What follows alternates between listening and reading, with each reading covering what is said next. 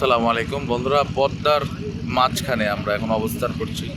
আমার সবচেয়ে সুন্দর লাগে এই সময়টাতে পদ্মার এই অসাধারণ সৌন্দর্য।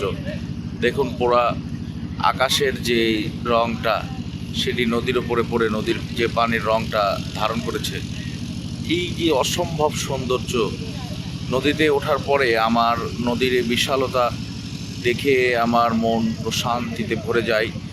এই সৌন্দর্যটা আমার কাছে আমার জীবনের সবচেয়ে সুন্দর যদি কয়েকটা সময় থাকে তার ভিতরে এটি একটি।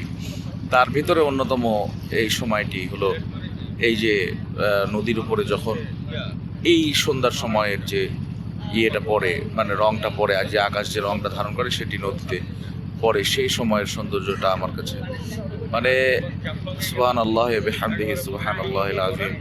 আল্লাহ পাকের যে কি নিদারুণ শিল্পকর্ম, আল্লাহ পাকের যে কি নিদারুণ সৃষ্টি, এর একটি অসাধারণ বিষয় কিন্তু এখানে দেখতে পাচ্ছি। এই মুহূর্তটি আপনি আমার জীবনে আমি কয়েকবার দেখেছি। এই মুহূর্তটি আমি চাই যে প্রতিদিন দেখতে, তো প্রতিদিন দেখা তো সম্ভব না, তবে এটা সত্যিই খুবই অসাধারণ, অসম্ভব সুন্দর এই মুহূর্তটা। আকাশের রং যখন নদীর পানির সাথে একাকার হয়ে গেছে, নদীর পানি রং তার আকাশের রঙের ধারণ করেছে।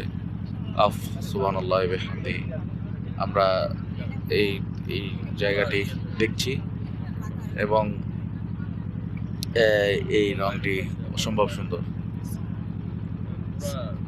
उस्ताद उस्ताद कैसा लग रहा है क्या मंजर मंजर? ये मंजर बहुत अच्छा लग रहा है मुझे। बहुत अच्छा सफेद के साथ लाला मिलकर लाला फाम मिलकर एक अजीब सा नजारा हमारे सामने पेश करना जागर है। हम देख रहे हैं, दिल तो चाहता है कि এটা कुछ करे पानी में छाप दे दूं। তো আমার প্রিয় ওস্তাদ প্রফেসর সামিউল ইসলাম স্যার, তার যে বাণী এখানে তিনি বর্ণনা করলেন, সত্যি এই সময়টা এই বিষয়টি অসাধারণ। আপনারা আসবেন, দেখবেন। ধন্যবাদ। আসসালামু আলাইকুম।